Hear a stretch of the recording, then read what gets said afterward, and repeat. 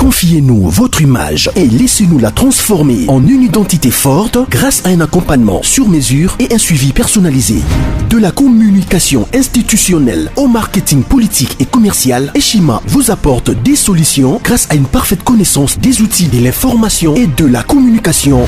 Contact 085 113 44 44 085 113 44 44. Eshima Magazine, un nouveau standard d'information.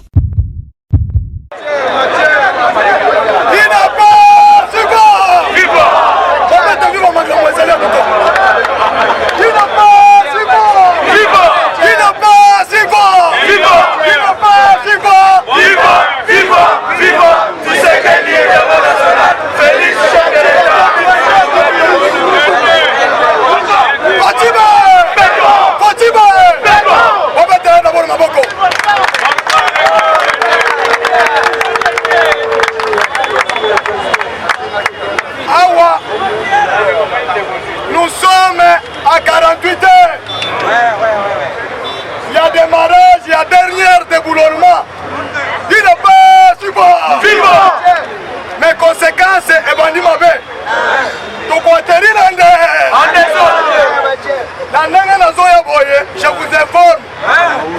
Mabunda, Natama Mwamba, Balongoli, effigie à chef de l'État. La carte de bureau na bango, c'est-à-dire rendre ça ma casse. On se reste. Salamingite, Tokokita na terrain. Ouais, Koya! Ouais, Koya! Tokobanga, Tokobangisa! Tokobangisa! Kabila Kokenda Kokendete! Kabila Kokenda Kokendete! Voilà. Je vous informe, peuple congolais, Boyoka, soyez très vigilants. Soyez très vigilants. Discours il y a 6 minutes. Félix a sali miracle. Oyo nano ata président mon pan Afrika sala ngote. Ya kolobisa meme. Kabila wa zalaki miwe. Kabila sali nini? C'est-à-dire ce que moni meme alobi, c'est-à-dire yaenda. Amonina.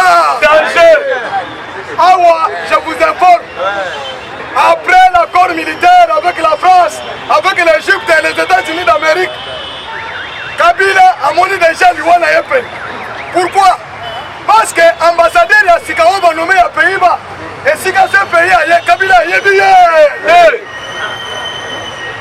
Oyoka, les 5 ambassadeurs au Bayao, ce sont les ambassadeurs extraordinaires et plénipotentiaires. Ceux qui ont moni Batini, ambassadeur plénipotentiaire, c'est lui qui décide à la place de son chef de l'État. À Sengaka Corte, Yamoko a décidé. Cet ambassadeur, c'est en connivence avec Fatih Beton, Yana Kosenga, la police au Ezao.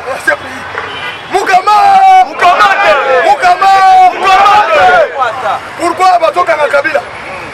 Kabila a violé la main d'œuvre de l'État. Comment est-ce qu'un individu peut se faire présenter l'engagement de fidélité et de loyauté au détriment des chefs de l'État? C'est-à-dire Namboko Tokomina des chefs de l'État. Mais là, ce qu'on a vu, c'est Kabila. Kabila, c'est le chef de l'État discret. Kabila était simple et ignorant. Un bourdi. C'est ça. Sorti mon corps à Saligaf. Batonaye va lobby que M. Fournier va le battre. Oyoki Sibisoso. Pourquoi? Chef de l'État à 48 heures, il y a publication, il y a résultat.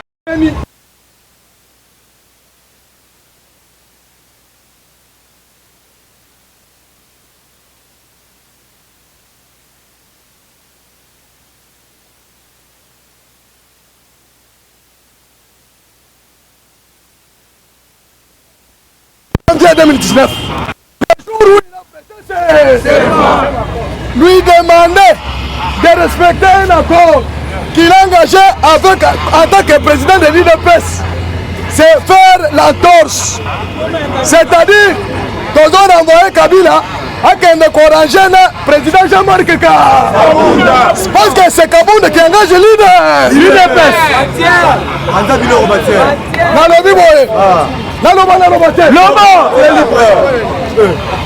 Kabila a signé encore le même accord avec Palou. Pour que ceux qui ont sali mandat moko ya mibale ezala ya Kizenga Antoine. Tango tokomaki na 2011. Mariage ekufaki te. Ekufaki. Maintenant Yambaloy. Tshisekedi kombo na ye Kashipa Malanda. Bako traduire en linga. La lingala. C'est-à-dire il est devenu le président le plus sage. Kabila n'a pas conseillé. Extraordinaire. Les hauts responsables, le directeur de cabinet, le professeur de l'université, comment ils pouvaient se faire rouler par un simple citoyen où il qui a tangaté à rouler Kabila qui a signé accord. Parce qu'un accord, c'est un contrat. Pour qu'il soit valable, il y a 5 critères. Et c'est un objet. Où il y a un objet légal. C'est-à-dire, et c'est un accord où il y a un consentement libre.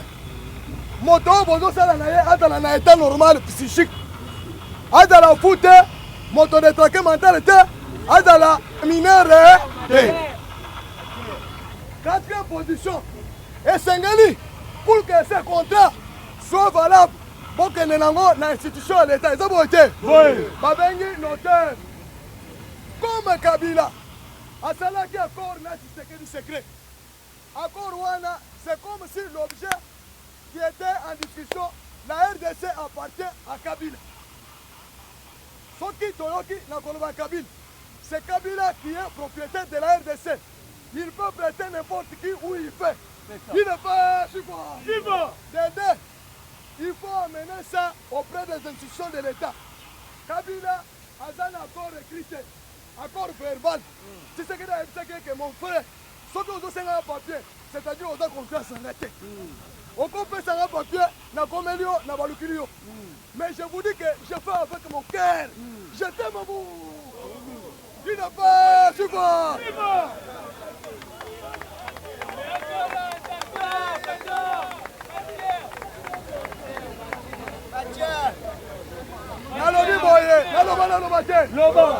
Tu sais que tu es mon partenaire. Un partenaire, c'est quelqu'un qui t'aime. À condition que Yoga Félix n'est pas là. À condition que la majorité est soutenir. Est-ce que la majorité a Kabila soutenu qui Tshisekedi? Je vous informe que Kabila n'a pas de bataille. Avant les élections, aucun des trois présidents cités n'a foulé le sol congolais. En commençant par le président Issoussé, il n'a jamais foulé le sol congolais. Le président Uhuru Kenyatta Ayaki, le jour de l'investiture, il y a le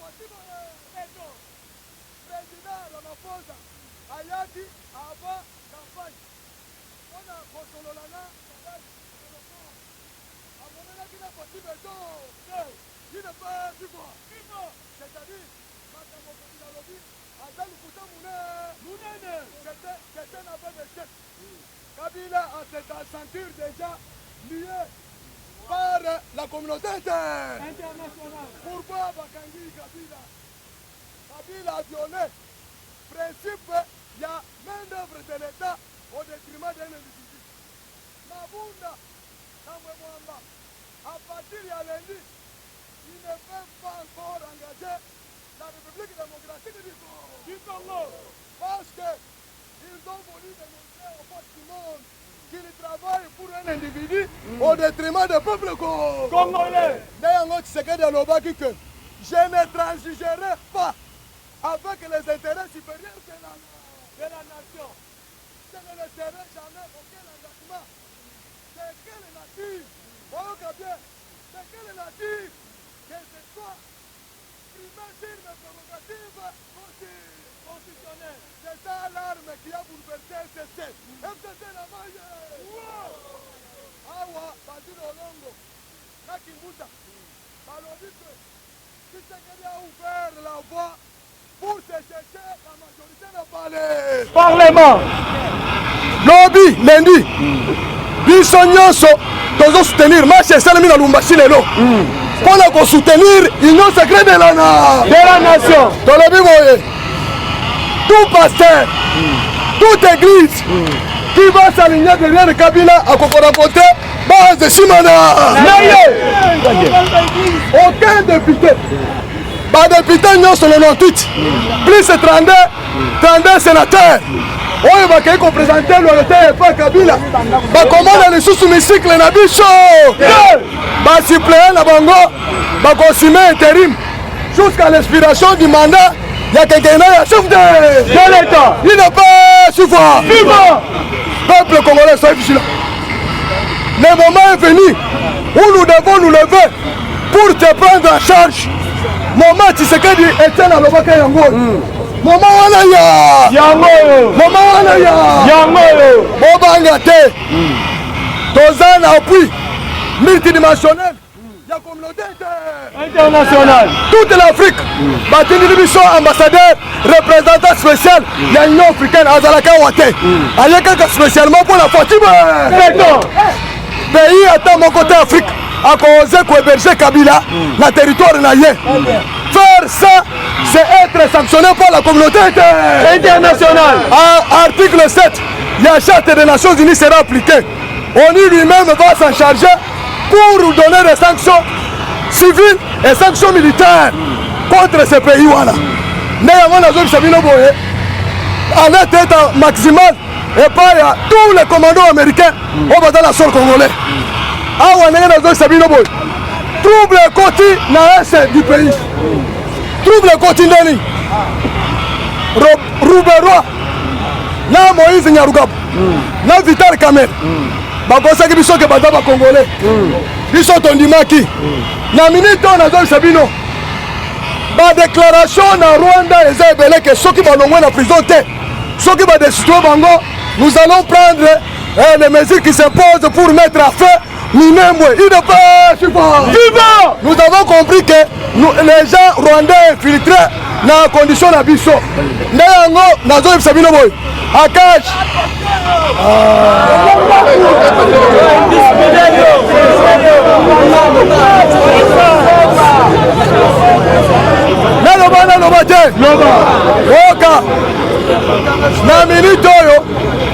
Na minute oyo ma déclaration se multiplie comme des champignons na kati ya Rwanda pour défendre Azarias Rouberois, Moïse Nyarugabo et Vital Kamerhe.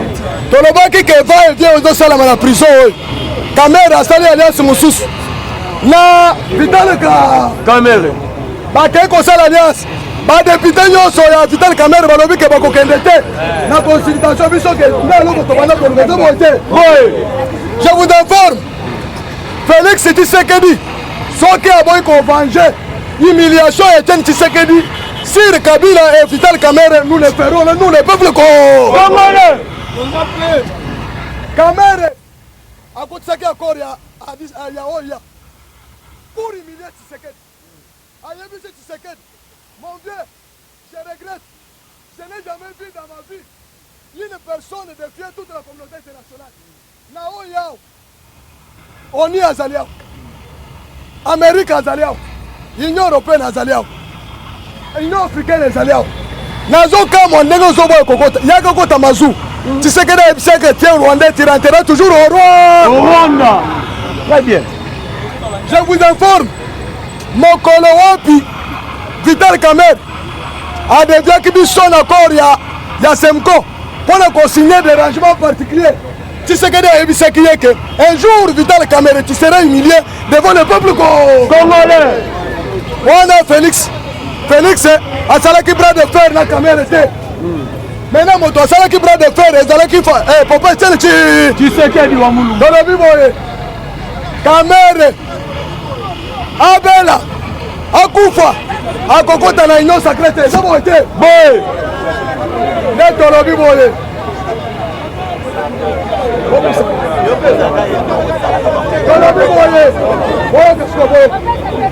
Il n'est pas si bon. Viva. Viva. Il n'a pas Viva. Yo to sala makele lo moni.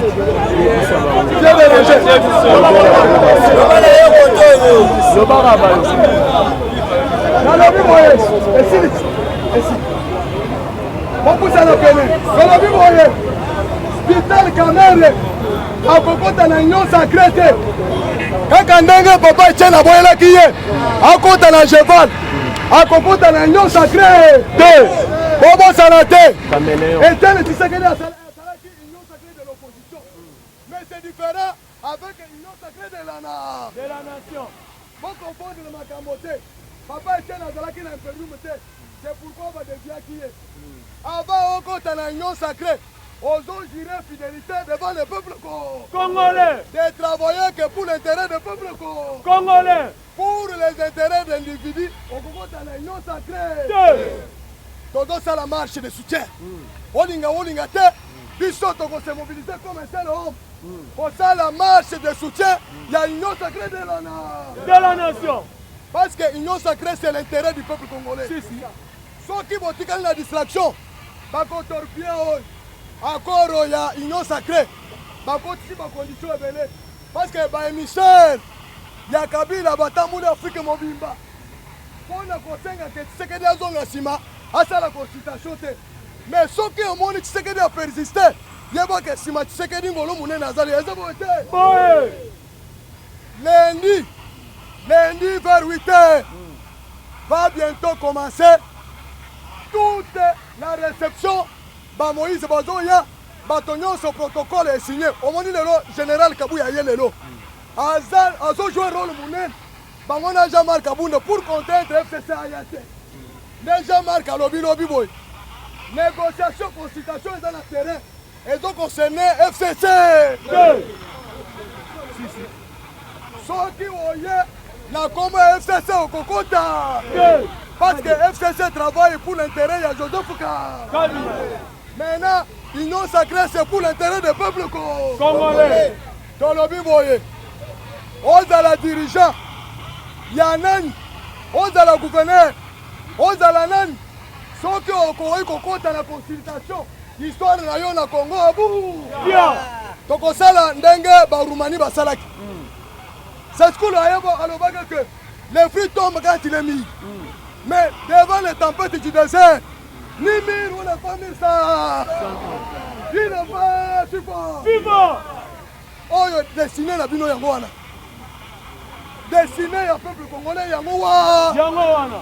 Ceux qui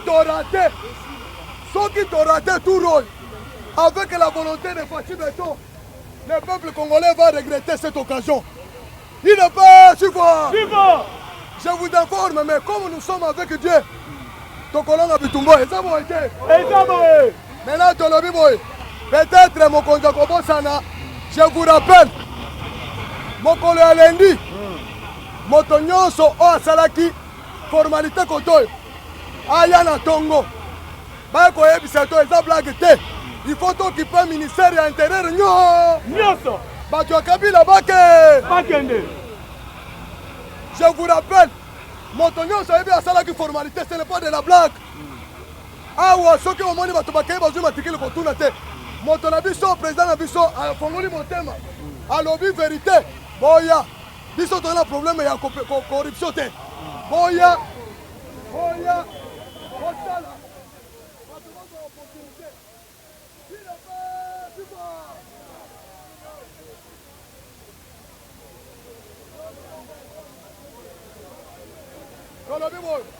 comme c'est un communiqué, pour qu'on ça la large diffusion.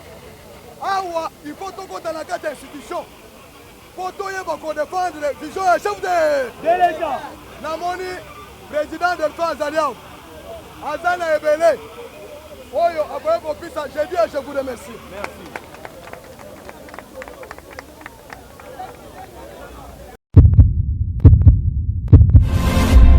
Eshima, votre magazine qui bat au rythme de l'actualité. Retrouvez la nouvelle édition Exclusivité. Alors que la RDC sort progressivement la tête de l'eau après la crise sanitaire Covid-19 ayant fragilisé les économies du monde, Eshima Magazine présente à la une de sa 15e édition la ministre de l'économie nationale, Acacia Bandou-Bola, présente son bilan depuis sa prise de fonction. Relance économique, Acacia Bandou-Bola Mbongo donne des signaux forts. Baisse des prix des produits pétroliers, maîtrise des prix des denrées alimentaires pendant des temps forts, organisation des marchés populaires afin de soulager les paniers de la ménagère en période de Covid-19, une franche collaboration avec les opérateurs économiques et dotation en équipement de son administration, la ministre de l'économie nationale affiche un bilan éclatant de sa première année de gestion de ses très stratégiques portefeuilles. Eshima Magazine revient sur chaque étape de la vie de la Margaret Thatcher congolaise. Focus. Agnès Moide et la CNSS interpellent les employeurs sur les avantages de l'utilisation de la télédéclaration. Payer l'impôt est un devoir civique. Barnabé Mwakadi Mwamba, directeur général de la DGI, sensibilise les assujettis. Découverte. Jerry Biangani Tampo, l'homme derrière la renommée de l'université chrétienne Cardinal Malula. Dossier Eshima, contentieux électoraux, de la poudre aux yeux. Économie, les scandales financiers ont la peau dure en RDC. Interview, Ted Belechai Kassonda, secrétaire exécutif national de la Ligue des jeunes de l'UDPS. Bras de fer entre la CPI et les USA. Fatou Bensouda défie Donald Trump. Retrouvez l'intégralité du magazine Eshima dans les kiosques. Eshima Magazine, un nouveau standard d'information.